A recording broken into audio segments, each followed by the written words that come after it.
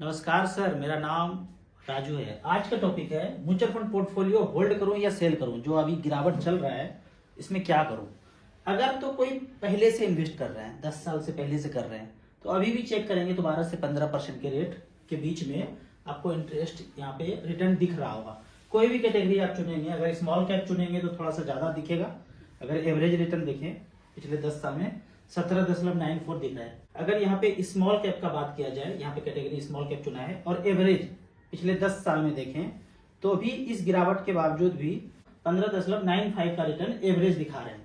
अगर मैं multi cap का बात करूं तो एवरेज रिटर्न यहाँ पे 13.87 और फ्लेक्सी कैप का बात करें तो एवरेज पिछले 10 साल में 12.73% का रिटर्न दिख रहा है। तो जो पहले से इन्वेस्ट कर रहे हैं और पैसे का जरूरत है, नीड है, तो रिडीम कर सकते हैं। जब मार्केट हाई पैसे से चल रहा था ना, तो मैं रिडीम किया था और लोगों को भी बोला था कि जरूरत है तो पैसा निकाल लेना है 10-20%। जो भी जरूरत है, फाइनेंशियल गोल है, उसको पूरा करना है। अभी जरूरत नहीं भी है, 2 साल बाद भी जरूरत है, 1 साल बाद भी जरूरत है, तो भी पैसा बढ़ते हुए मार्केट में सेव करके रखना चाहिए। ऐसा हमने काफी वीडियो में बोला है। फिर भी जरूरत है तो अभी भी कर सकते हैं। ज्यादा बहुत नहीं गिरा है, 12-15% गिरा है। अगर आप पहले से कर रहे हैं तो अभी भी आपका पोर्टफोलियो अप होगा। लेकिन जो अभी 2-3 साल से कर रहे हैं उसको तो हर हाल में कंटिन्यू करना है, बीच बीच में टॉपअप भी करते रहना है, बिल्कुल भी नहीं घबराना है। तरह तरह का वीडियो आ रहा होगा कि 3 साल 5 साल रिटर्न नहीं मिलेगा, नहीं भी मिलेगा तो भी कंटिन्यू करते रहना है SIP। अगर आप मार्केट क्रैश का लिस्ट देखेंगे ना तो आपको विकिपीडिया पे मिल जाएगा वो लिस्ट। ये जितना भी लिस्ट देखेंगे ना, सबसे लास्ट से अगर शुरू करेंगे टोक्यो क्रैश, तो पता चलेगा यहाँ पे इंटरेस्ट रेट राइज किया। ये सब हाथ में है, कब इंटरेस्ट रेट बढ़ाना है घटाना है। तो ज्यादातर आपको गिरावट जो है ना मैन मेड लगेगा। मतलब अगर नहीं करता, ये वाला युद्ध नहीं करता, हाथ में है, कर लो एज पर प्लान। मार्केट गिराना है, कर लो युद्ध। कुछ गिराना है, गिरा दो, बम फोड़ दो, क्रैश हो जाएगा। लेकिन दुनिया को नहीं पता है ना। दुनिया तो टीवी देख रहे हैं, न्यूज देख रहे हैं, मोबाइल रिंगटोन में जो आ रहा है वही सुन रहे हैं। लेकिन खेल कोई और खेलता है, 4-5 लोग मिलकर के। वो माफिया ऊपर बैठा है, वो खेल खेलते हैं और मार्केट को इस तरह से गिराया जाता है। तो आप जाके देखेंगे तो पीछे जितना भी इतिहास में आप गिरावट देखेंगे वो ज्यादातर आपको मैन मेड लगेगा। कुछ यहाँ पे कमेंट्स का बात करते हैं। कमेंट्स में पहला क्वेश्चन है, 10 लाख रुपए मुझे SWP में लगाना है, कितना पैसा विड्रॉ करना है, प्रोसेस बताएं। यदि 10 लाख रुपया है, इस समय 10 लाख रुपया है तो 10 से 12 महीने में SIP या STP करके सारा पैसा लगा देना है। उसके बाद जब 10-12 महीने के बाद सारा पैसा चला जाएगा तब SWP करना है। यहाँ पे अगर SWP करने का बात करें तो AUM वाइज हमने यहाँ पे फंड सिलेक्ट किया है 68,000 crore SBI equity and hybrid, और दूसरे नंबर पे है ICICI equity and debt 38,000 crore. 10 lakh रुपया रखा और 6,000 रुपया पर मंथ लिया। क्या परफॉर्मेंस रहा है ये आप पिछले 10 साल 12 साल 15 साल में चेक कर सकते हैं। तो ये 2 फंड में आप शुरू कर सकते हैं।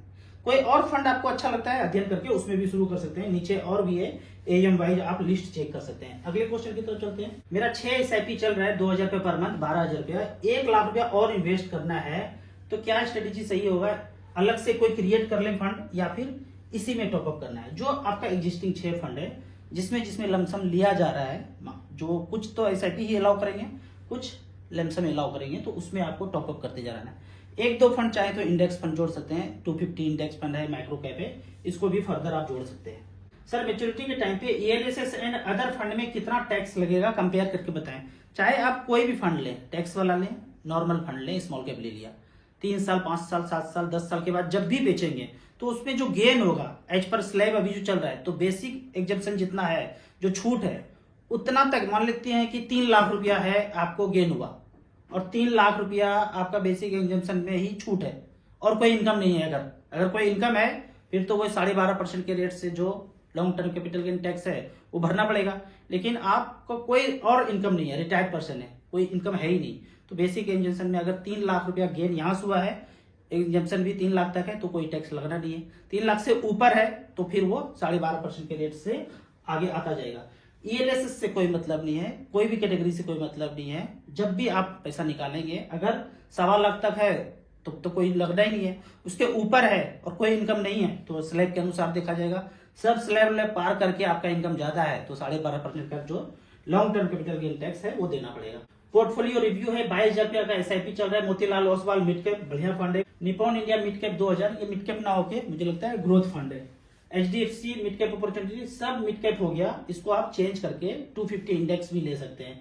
SBI कॉन्ट्रा काफी पुराना फंड है, बढ़िया फंड है। पराग पारी flexi cap 2000, HDFC flexi cap 2000, Nippon India small cap 2000, Tata small cap 2000, बंधन small cap 2000, SBI small cap 2000, HDFC small cap 2000।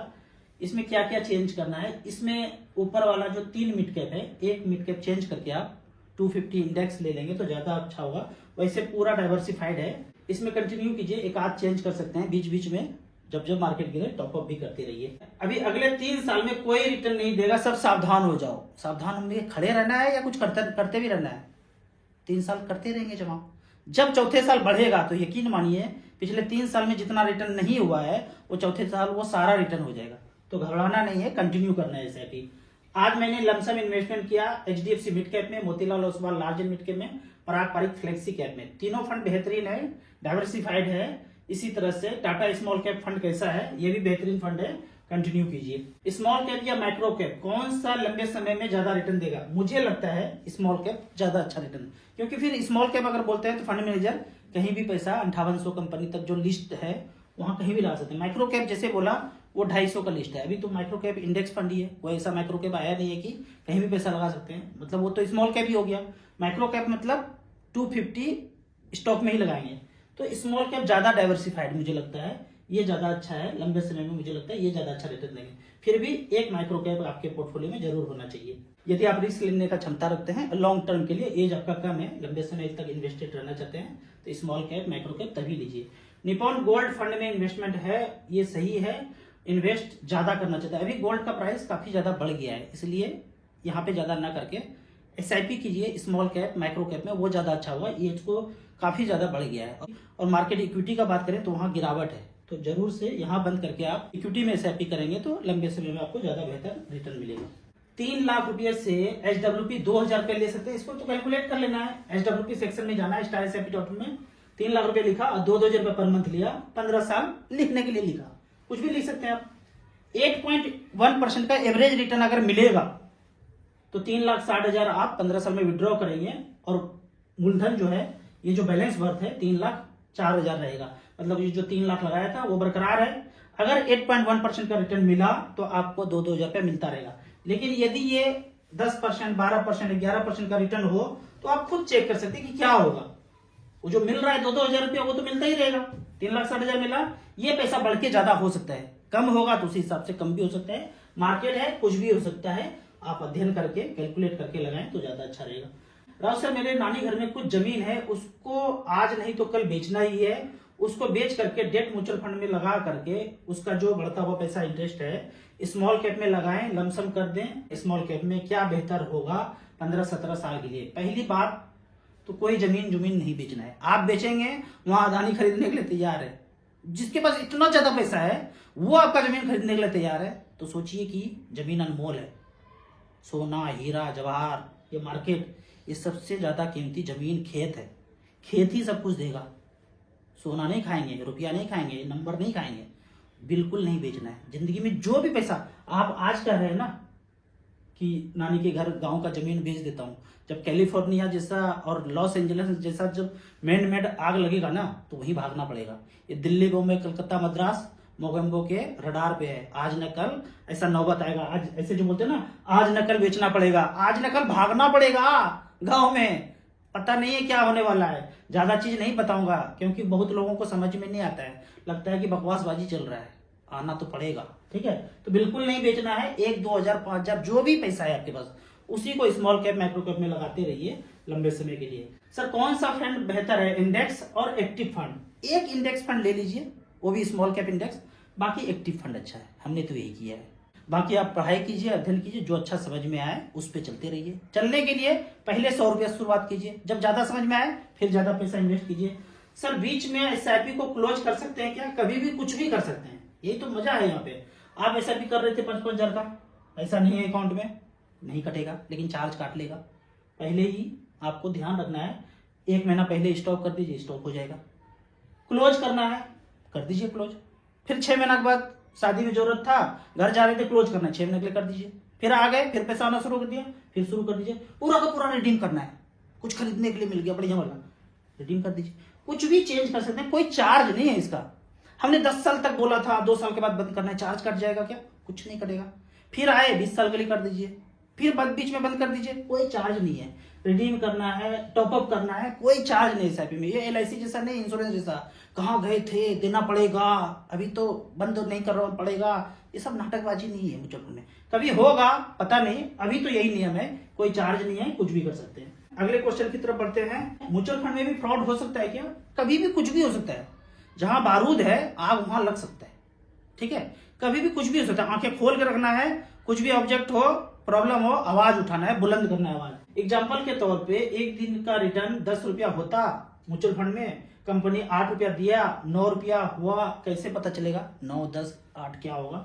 आप कहना चाहते हैं कि 10 रुपया तो होता पर डिस्क्लोज किया इन्हें भी 9 रुपया या 8 रुपया, कैसे पता चलेगा? इसको ऐसे देखिए, पहले तो यहां देखिए आपने जो पैसा लगाया वो किस किस म्यूचुअल फंड में चला गया। मान लेते हैं एसबीआई स्मॉल कैप, इतने कंपनी में पैसा लगा दिया, ठीक है? इसका शेयर का प्राइस चल रहा होगा। अब सबका एवरेज निकाल करके रजिस्ट्रार जो है कार्बी कैम्स वो कैलकुलेट करते हैं। ये कंपनी नहीं कर रहे हैं, वो कोई और भी बैठा हुआ है कैलकुलेट करने के लिए। एक ही आदमी के हाथ में हो फिर तो घोटाला कर ही लेगा। 2-3 आदमी के हाथ में है तो घोटाला मैच करेंगे तो मिसमैच हो जाएगा। तो यहाँ पे इतने कंपनी पैसा लगा दिया। अब मान लेते हैं कि एक दिन 10 रुपया हुआ और 9 रुपया दिखा दिया। इसको ऐसे समझिए कि मीटर रीडिंग लेने के लिए आया बंदा आपके घर पे, मीटर रीडिंग, बिजली मीटर वाला, 1000 यूनिट था और 900 ही दिखा दिया, तो आपको उस महीने तो 100 यूनिट कम का ही पैसा देना पड़ा, बिल जो देना पड़ा। पर अगले महीना जो दूसरा बंदा आएगा या वही आएगा, फिर 1500 अगर रीडिंग है तो 900 से शुरू होगा ना, तो 600 यूनिट का बाद में देना पड़ेगा ना। पीछे नहीं दिया तो आगे देना पड़ेगा, जोड़ के ही मीटर आएगा ना। ठीक उसी तरह एनएवी आज कम दिखा दिया, अब अगले महीना या अगले दिन, दूसरे दिन स्टॉक का जो प्राइस है वो पकड़ा ही जाएगा। इतना आसान नहीं है पंगा करना। पंगा होगा उसके लिए और ज्यादा डिपली जाना पड़ेगा, जो कि होता है, और सेबी की तरफ से उनको पकड़ा जाता है, दबोचा जाता है, अंदर भी घुसाया जाता है। तो भाई घोटाला कहीं भी हो सकता है। आंखें चौकन्ना रखिए, देखते रहिए। चोरी करना पाप है, चोरी करने पे जुर्म है, लेकिन हो रहा है ना, पकड़े जाने पे जेल जाता है ना। तो घोटाला तो कहीं भी हो सकता है, पकड़े जाने पे अंदर जाएगा, रिस्क ले रहा है तो मजे ले रहा है, जिस दिन पकड़ाएगा उस दिन जाएगा। राव सर, मेरा बच्चा 4 साल का है, मैं कुछ ऐसा इन्वेस्टमेंट करना चाहता हूँ कि एचडब्ल्यूपी के थ्रू उनका मंथली फी जाता रहे, 18 साल के बाद उसको वेल्थ क्रिएट भी हो जाए, तो वही ऑप्शन अच्छा है। बैलेंस फंड में एचडब्ल्यूपी करके 10 लाख लगाया, 6000 रुपये पर मंथ लिया, चलता गया चलता गया चलता गया एक्सपेंस, और जो पैसा बाद में बैलेंस बचा उसको आप 18 साल के बाद लमसम देना चाहें, कोई बिजनेस करना चाहें, पढ़ाई में जाए खर्चा हो, जो भी हो, इस तरह से सेव कर सकते हैं। थोड़ा रिस्क भी कम रहेगा बैलेंस फंड में, इसी तरह से कर सकते हैं। 20 लाख लगाएंगे 12,000 रुपये पर मंथ, लेकिन वो 10 लाख या 20 लाख अभी के दौर में 10 से 12 महीने में आपको पुट करना है, उसके बाद एचडब्ल्यूपी स्टार्ट करना है। अगर म्यूचुअल फंड बंद हो जाए तो पैसा कैसे मिलेगा? बेहतरीन क्वेश्चन, ये हमेशा क्वेश्चन पूछा जाता है। मान लेते हैं कि एक एमसी में अपने पैसा इन्वेस्ट किया, वो बंद हो गया। बंद जैसे हो गया, इसको कोई ना कोई टेक ओवर करेगा। उदाहरण के तौर पे मैं रिलायंस म्यूचुअल फंड में इन्वेस्ट करता था, वो बंद हो गया, उसको खरीद लिया निप्पॉन म्यूचुअल फंड, जापान का कंपनी, हम उसके अंदर आ गए, सब कुछ वैसे चल रहा है। फंड मैनेजर चेंज हुआ, नहीं चेंज हुआ, चेंज हुआ, मैनेजमेंट चेंज हुआ, हमारा सब कुछ वैसे चल रहा है। दूसरा ऑप्शन, ये हमको इसमें ही करना था, दूसरे में नहीं जाना था, हम उसमें उसके अंदर नहीं जाएंगे। आपके पास ऑप्शन है 30 दिन, 40 दिन, 50 दिन, उस समय एज पर रेगुलेशन जो आएगा सेबी की तरफ से, 30 दिन के अंदर या जो भी नंबर आएगा उसके अंदर आप पैसा निकाल लीजिए, स्वतंत्र है। निकाल करके जहां भी जाना है चले जाइए, बैंक अकाउंट में रखना रखिए।